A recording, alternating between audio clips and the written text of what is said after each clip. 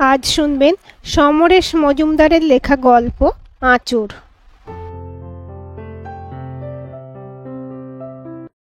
এখন দিন দুপুরেই বাড়িটাকে ভুতুড়ে বলে মনে হয়।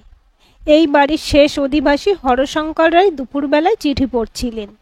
বর্ধমানের জীবনবাবু লিখেছেন, আপনার মেয়েকে আমাদের ভালো লেগেছিল, পছন্দ করেছিলাম, কিন্তু সে যদি বিবাহ করবে না বলে স্থির করেই থাকে, তাকে ডেকে নিয়ে গিয়ে এমন অপমান নাই বা করতেন।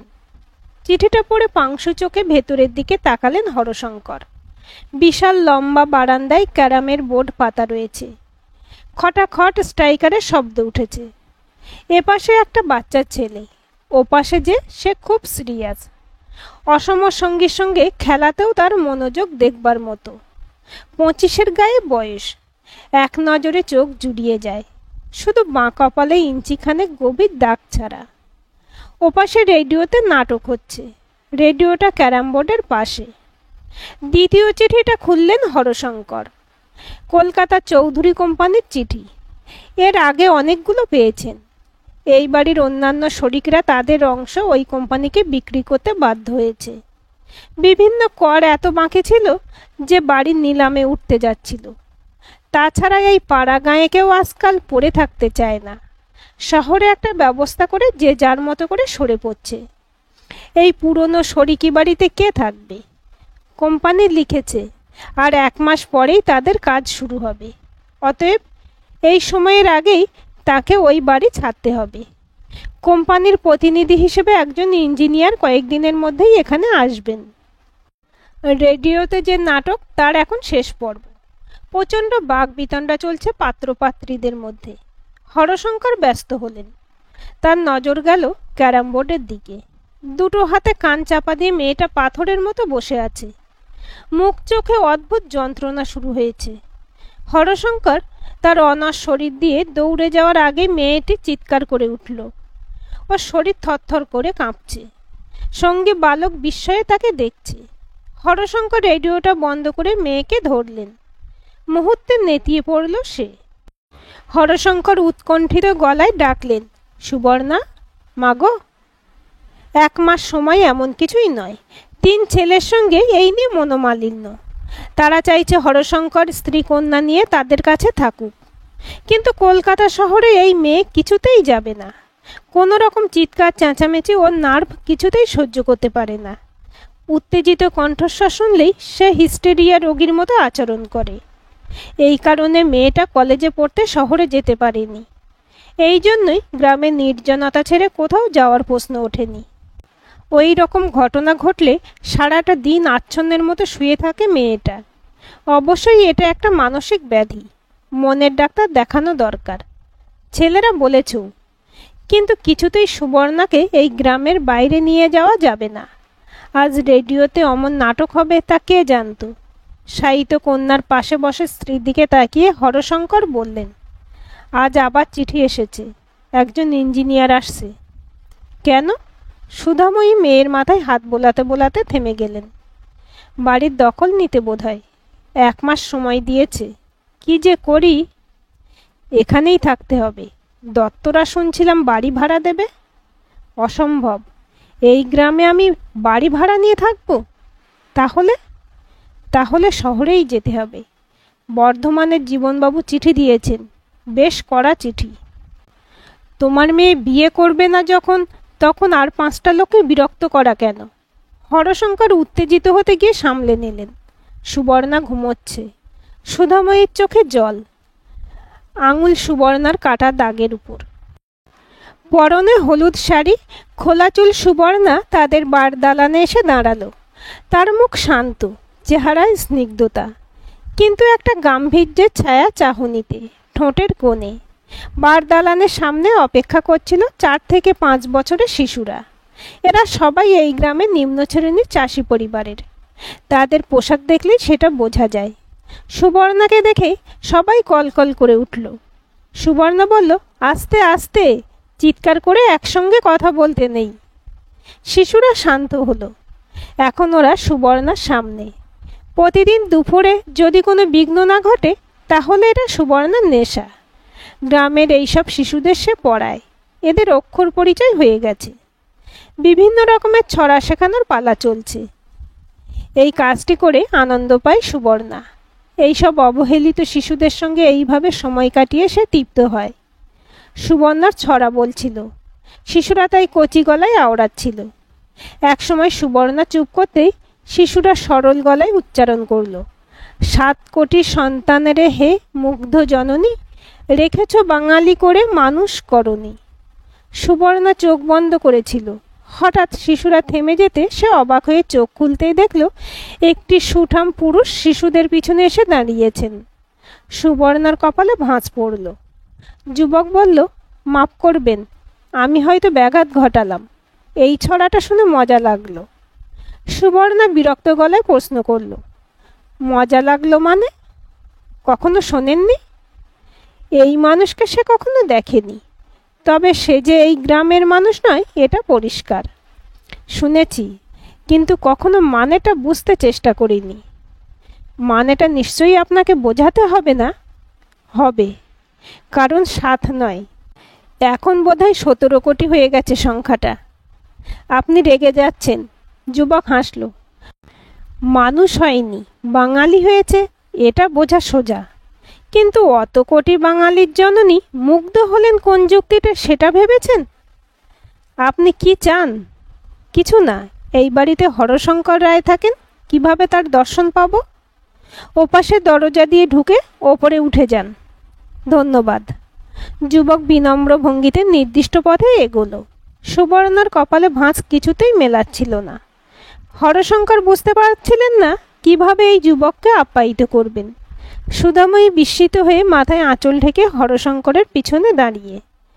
ওপাশে চেয়ারে যুবক। যুবকের নাম সোমনাথ। হরশঙ্কর বললেন, আমি আজই জীবনবাবু চিঠি পেয়েছি। আমার খুব লজ্জা করছে, উনি ঠিকই লিখেছেন। সোমনাথ বলল, আপনাদের অসুবিধাটা কোথায়? এবার সুধাময়ী বললেন, কোনো অসুবিধা নেই বাবা, মেয়ে জেদ ধরেছে যে সে বিয়ে করবে না। সোমনাথ হাসল, সেটা জানি, কিন্তু কেন? কোনো ব্যক্তিগত অসুবিধা আছে? হরশঙ্কর তাড়াতাড়ি মাথা নাড়লেন, না না, মেয়ে আমার খুব ভালো। আমার ব্যাপারে কোনো আপত্তি আছে? না, তোমার মতো ছেলে পাওয়া তো ভাগ্যের কথা। আপনারা জানেন আমি কোথায় চাকরি করি? শুনেছি কলকাতায়। খোঁজখবর নেওয়ার আগেই তো। কিছু মনে করবেন না, আপনারা বলছেন কোনো অসুবিধা নেই, অথচ আপত্তি আছে। এটাই আমার বোধগম্য হচ্ছে না। শুনে আমার কৌতূহল হলো। ওকে বাইরের দালানে দেখলাম, দেখে অবশ্য কিছু বোঝা গেল না। সোমনাথ উঠল। সুধাময়ী ব্যস্ত হলেন, না বাবা, আমার মেয়ে সম্পূর্ণ সুস্থ। সোমনাথ বলল, এটা আপনাদের ব্যাপার, আপনাদের তো 1 মাসের মধ্যে এই বাড়ি ছেড়ে দিতে হবে। হরশঙ্কর চমকে উঠলেন, তুমি কি করে জানলে? এ খবর তো গ্রামের কেউ জানে না। আমি জানি। কবে ছাড়বেন? হরশঙ্কর কিঞ্চিৎ হতভম্ব। এই খবর গ্রামের কেউ জানে না। বললেন, দেখি, মেয়েটার জন্যই। সোমনাথ বলল, একটা কথা আপনাদের বলা হয়নি, আমি ইঞ্জিনিয়ার, চৌধুরী কোম্পানিতেই আছি। এই গ্রামের পাশের নদীতে যে কাজ হবে সেটা করার দায়িত্ব আমার উপর। সেই সঙ্গে এই বাড়িটির দখল নিয়ে অফিস শুরু করতে কোম্পানি আমাকেই পাঠিয়েছে। চাকরি বজায় রাখতে গেলে আমাকে সবসময় ভদ্র কথা নাও বলতে হতে পারে। আচ্ছা, নমস্কার, চলি। দুটি বিস্মিত মানুষকে সেই অবস্থায় রেখে সোমনাথ নেমে এলো। বিশাল বাড়ি, সবকটি মহল এখন তালাবন্ধ। এই এলাকাটা খালি হয়ে গেলে কাজ শুরু হবে। পাশের নদীতে বাঁধ দেওয়া হচ্ছে। বিরাট অর্ডার পেয়েছে কোম্পানি। সামান্য শব্দ হলেই মনে হয় অনেক গুণ হয়ে ফিরে এলো। একটা বুক চাপা শূন্যতা চারধারে। সোমনাথ জুতোয় শব্দ তুলে বাইরে বেরিয়ে আসতেই দেখতে পেল সামনে সুবর্ণা। তার আঁচল পিঠে ঘেরা। শিশুরা নেই। সোমনাথ পাশ কাটিয়ে গম্ভীর মুখে বেরিয়ে যাচ্ছিল। সুবর্ণা ডাকল, শুনুন। সোমনাথ ফিরে দাঁড়ালো জিজ্ঞাসু চোখে। সুবর্ণা বলল, মুগ্ধ জননী, এই শব্দ দুটোতে আপনার আপত্তি কেন? আপত্তি আছে, বোধহয় কবিও সেটাই ব্যঙ্গ করতে চেয়েছেন। 17 কোটি মানুষের মা কোন যুক্তিতে মুগ্ধ হন যদি তিনি তাদের মানুষ করতে না পারেন? কোনো অধিকার নেই তার মা হওয়ার। মুগ্ধ হওয়া তো অনেক দূরের কথা, তাই না? সুবর্ণা একদৃষ্টে তাকিয়েছিল সোমনাথের মুখের দিকে। সোমনাথ হাসল। এই ধরুন, সারা দেশে কত নদী। আমরা কবিত্ব করে বলি নদীমাতৃক দেশ। আমরা যদি বাঁধ না করতাম, যদি নদীর জল নিয়ন্ত্রণ না করতাম, তাহলে এই নদীমাতৃক দেশটা সারা বছর বন্যায় ডুবে থাকতো। শুধু আবেগ নয়, সেই সঙ্গে দায়িত্ববোধও না এলে জননী শব্দটির প্রতি সম্মান জানানো হয় না। আমি বোধহয় আপনাদের পড়াশোনায় আজ ক্ষতি করেছি, খুব বিরক্ত করলাম। তার জন্য আমি আবার ক্ষমা চাইছি। চলি। সোমনাথ পাশ ফিরে বেরিয়ে গেল। সুবর্ণা কোনো কথা বলল না। ওর দৃষ্টি শূন্য, কোনো বোধ যেন কাজ করছে না। নদীর ধারে জরিপ চলছিল। বিশাল নদী, প্রতি বছর কুল ছাপিয়ে দেশ ভাসায়। এই নদীর গায়ে বাঁধ পড়বে। বিজ্ঞান চেষ্টা করবে সেই প্রতিহত জল সঞ্চিত করে চাষের জন্য নির্জলা জমিতে পৌঁছে দিতে। নদীর ধারে অস্থায়ী তাঁবু পড়েছে। তাঁবুর সামনে নিচু টেবিলে প্ল্যান রেখে সোমনাথ দেখছিল। তার কিছু সঙ্গী দুই পাশে। এই সময় চোখ তুলতেই সে দেখতে পেল সুবর্ণা এগিয়ে আসছে। সঙ্গীদের কাজটা চালাতে বলে সে মুখোমুখি হলো। আরে আপনি? আপনারা কবে থেকে বাড়ির দখল চান? শক্ত গলায় জিজ্ঞেস করল সুবর্ণা। যে কোনো দিন হলেই হয়, তবে আপনাদের 1 মাস শেষ হতে তো দেরি আছে। সোমনাথ হাসল। এখানে আপনাকে বসতে বলবো তার কোনো উপায় নেই। আমি বসতে আসিনি। কিন্তু আপনি আমাদের বাড়িতে কেন গিয়েছিলেন? কোম্পানির হুকুম মতো বাড়ির দখল নিতে? না, আমি কেন বিয়ে করতে চাইনি তার খোঁজ নিতে।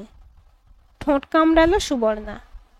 যদি বলি দুটোই, তাহলে সীমা ছাড়িয়েছেন। কোম্পানির হয়ে যেটুকু জানার সেটুকুই জানতে চাওয়া আপনার উচিত ছিল। আপনারা যেদিন চান তার 3 দিন আগেই জানাবেন। আমরা বাড়ি ছেড়ে দেব। কোথায় যাবেন সেটা আপনার জানার অধিকারে নেই। ঠিক এই সময় নদীর ধারে একটা গোলমাল শুরু হলো। জরিপ করতে আসা দলের একজন শ্রমিক চিৎকার করে একজনকে কিছু বলতেই সে উত্তেজিত হয়ে গালাগাল দিতে লাগলো। ক্রমশ উত্তেজনাটা শ্রমিকদের মধ্যে ছড়িয়ে পড়ল। সোমনাথ তার এক সহকারীকে ব্যাপারটা জানতে পাঠিয়ে সুবর্ণার দিকে তাকাতেই অবাক হয়ে গেল। মেয়েটার মুখ অসম্ভব পাল্টে গেছে। থরথর করে কাঁপছে ঠোঁট, চোখের দৃষ্টি ঘোলাটে। সোমনাথ এগিয়ে এলো। আপনার কি হয়েছে? এই সময় গোলমালটা থেমে গেল। সোমনাথের সহকারী তাদের সঙ্গে কথা বলছে। সোমনাথের সেদিকে লক্ষ্য নেই। সেই এই মেয়েটির পরিবর্তন ঠাহর করতে পেরে বিব্রত ভঙ্গিতে প্রশ্ন করে যাচ্ছিল। শেষ পর্যন্ত চেতনার শেষ প্রান্ত থেকে ধীরে ধীরে নিজেকে ফিরে পেল সুবর্ণা, এবং তখনই তাকে প্রচণ্ড অবসন্ন দেখালো। নিরক্ত মুখে সে বলল, চলি। কিন্তু আপনাকে প্রচণ্ড অসুস্থ দেখাচ্ছে। কি হয়েছে আপনার? কিছু না। আচ্ছা। সুবর্ণা ফিরতেই সোমনাথ তাকে বাধা দিল। অসম্ভব, এইভাবে আপনাকে আমি যেতে দিতে পারি না। চলুন, আমি আপনাকে পৌঁছে দিচ্ছি। সুবর্ণা শেষবার আপত্তি জানালো। মিছিমিছি ব্যস্ত হচ্ছেন। সোমনাথ বলল, আমি জানি আপনি খুব জেদি মেয়ে, কিন্তু এবার আপনাকে আমার কথা শুনতেই হবে। সার্ভের কাজের জন্য আনা একমাত্র জিপটাতে সোমনাথ সুবর্ণাকে পৌঁছে দিচ্ছিল। ড্রাইভিং সিটের পাশে 2 হাতে মুখ ঢেকে বসেছিল সুবর্ণা। বিশাল বাড়িটার সামনে এসে জিপটাকে দাঁড় করিয়ে সোমনাথ জিজ্ঞাসা করল, এখন কেমন লাগছে? সুবর্ণা মুখ তুলল। সামান্য মাথা নেড়ে নামবার জন্য পা বাড়াতেই সোমনাথ আবার প্রশ্ন করল, আচ্ছা, আপনার কপালে এই আঁচড়টি কিসের? সঙ্গে সঙ্গে চমকে উঠল সুবর্ণা। তারপর বলল, আমার দুর্ভাগ্যের। দুর্ভাগ্য? সোমনাথবাবু, আপনাদের অপমানিত করা হয়েছে বলে যদি মনে হয়, আমি ক্ষমা চাইছি। আমার বিয়ে করার কোনো মানসিকতা নেই। এর সঙ্গে ওই আঁচড়ের কি সম্পর্ক? সম্পর্ক আছে। আয়নায় এই আঁচড়টার দিকে তাকালেই মুগ্ধ জননীর অমানুষদের ছবি দেখতে পাই। তাছাড়া দেখলেন তো আমি কি রকম অসুস্থ হয়ে পড়ি হঠাৎ হঠাৎ, আর কাউকে বিব্রত করতে। সুবর্ণা কথা শেষ না করে ঠোঁট কামড়ালো। সোমনাথ বন্ধুর গলায় বলল, ছবিগুলো আমাকে দেখাবেন? খানিক ভাবল সুবর্ণা, তারপর অন্যরকম স্বরে বলল, আমার কাছে একটা অ্যালবাম আছে। সেই অ্যালবামে প্রথম ছবি ওই বাড়িটার। এতটা জীর্ণ তখন ছিল না। এই গ্রামের বর্ধিষ্ণু পরিবার হিসেবে প্রসিদ্ধ ছিলাম। আমার বাবা ছিলেন অষ্টম সন্তান। সমস্ত বাড়ি গমগম করত 8 ভাইয়ের ছেলে মেয়ের চিৎকার চেঁচামেচিতে। আমি তখন শিশু। ঠাকুরদা মারা যাওয়া মাত্র চেহারা পাল্টে গেল বাড়িটার। যে যার সম্পত্তি আলাদা করে নিতে চায়। অধিকার ভাগাভাগি যে কি জিনিস সেটা তখন না বুঝতে পারলেও যে চেহারাগুলো চিনতাম সেগুলো অচেনা হয়ে গেল। দিন রাত ঝগড়াঝাঁটি। কোনো ভাই যেন আর রক্তের বন্ধন সহ্য করতে পারছে না। আমি, সেই 5 বছরের আমি, ওই রকম শুরু হলেই ভয় পেয়ে ঠাকুরমার কাছে চলে যেতাম।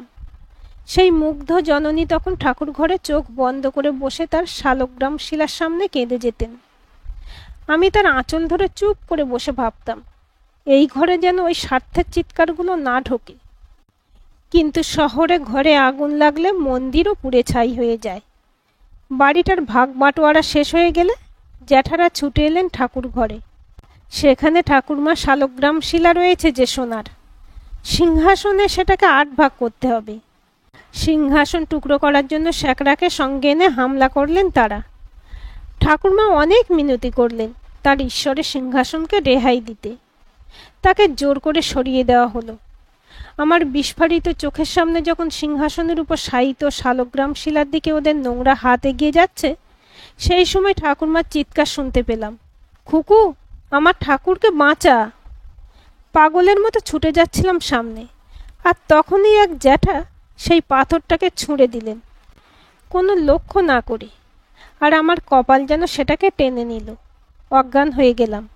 শুধু জ্ঞান হারাবার আগে রক্তের লাল পর্দা চোখের সামনে চলে আসতে মানুষগুলো অন্যরকম মনে হয়েছিল। নিঃশ্বাস নিল সুবর্ণা।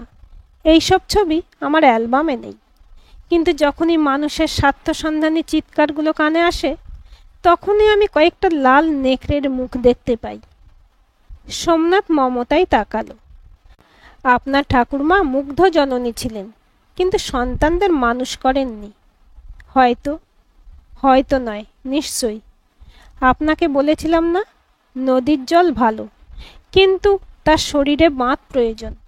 মানুষেরও তেমনি, শিক্ষার বাঁধ, রুচির বাঁধ, সংযমের বাঁধ। কিন্তু আপনার কাছে আমার একটা প্রশ্ন আছে। বলুন, আপনি নিজেকে নষ্ট করতে চান কেন? নষ্ট করতে চাই? নিশ্চয়ই। অতীতের একটি স্মৃতি কেন আঁকড়ে আছেন? আমি না, স্মৃতি আমাকে আঁকড়ে আছে। এই দায় নিয়ে আমি কারোর জীবন অসুস্থ করতে চাই না। তাছাড়া আমার যেসব সন্তান আসবে তারাও তো একদিন সিংহাসন টুকরো টুকরো করে নিতে পারে না? সুবর্ণা নেমে দাঁড়ালো।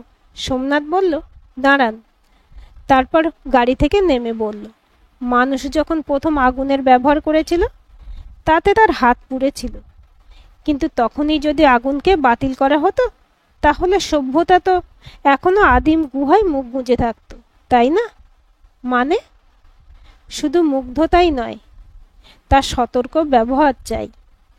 এটুকু নিশ্চয়ই জানেন, আপনার কপালের ওই আঁচড় এখন থেকে অন্য অর্থে ব্যবহার করুন। কি অর্থে? অভিজ্ঞতায় মানুষকে অভিজ্ঞ করে, আর অভিজ্ঞ মানুষই ঠিক কাজ করেন। শুনুন, আপনি মোটেই অসুস্থ নন। 17 কোটি মানুষের এই দেশে আপনার চেয়ে সুস্থ কেউ হতে পারে না। সেই সুযোগ কেন হারাচ্ছেন? আমি ভয় পাই কেন? সুবর্ণার মুখে দ্বিধার ছায়া। সোমনাথ বলল, নদীর একদিকে বাঁধ দিলে অন্যদিকে ভেসে যেতে পারে, কিন্তু দুটো দিক যদি বেঁধে ফেলা যায় তাহলে জল নিয়ন্ত্রিত হবেই। আপনি যদি আমাকে সেই সুযোগ দেন তাহলে সোনার সিংহাসন আর টুকরো টুকরো হবে না। সুবর্ণা হেসে ফেলল। এই প্রথম তাকে হাসতে দেখল সোমনাথ। তারপর শূন্য বিশাল বাড়িটার দিকে একবার তাকিয়ে বলল, এই এখান থেকে আপনার মাকে ডাকুন তো। মাকে? এখান থেকে? কেন? উত্তরটা একটু পরেই দেব। শুনতে পাবে না বোধহয়। শুনতে পায় এমন গলায় ডাকুন। একটি মেয়ে তার মাকে ডাকছে। সুবর্ণা একটু দ্বিধা এবং মজা পেল। তারপর গলার স্বর উদাত্ত করে চিৎকার করে ডাকলো, মা। আর ওই একটি নাভি নিঃসৃত ধ্বনি যখন সামনের বাড়ির কক্ষে কক্ষে প্রতিধ্বনিত হয়ে ফিরছিল, তখন তার মনে হলো সমস্ত পৃথিবীটা আচমকা পরম রমণীয় হয়ে উঠেছে। তার উজ্জ্বল মুখের সামনে এক ঝাঁক পায়রা ওই ধ্বনি শুনে পাখা ঝটপটিয়ে উড়ে গেল শরিকদের পরিত্যক্ত কক্ষ থেকে। এই অমৃত শব্দটি কানে ফিরে আসতেই মুগ্ধ চোখে তাকালো সুবর্ণা সোমনাথের দিকে। সোমনাথ বলল, আপনার বাবা মা ওপরের বারান্দায়, আমি কি ভেতরে যেতে পারি আপনার সঙ্গে? নির্মেঘ সুবর্ণা সূর্যের মতো হাসল, হেসে মাথা নাড়ল। আজকের গল্পটি আপনাদের কেমন লাগলো কমেন্ট করে জানাবেন। ভালো লাগলে লাইক, শেয়ার, সাবস্ক্রাইব করবেন এবং নতুন ভিডিও আপডেট পেতে বেল আইকনটি ক্লিক করে রাখুন।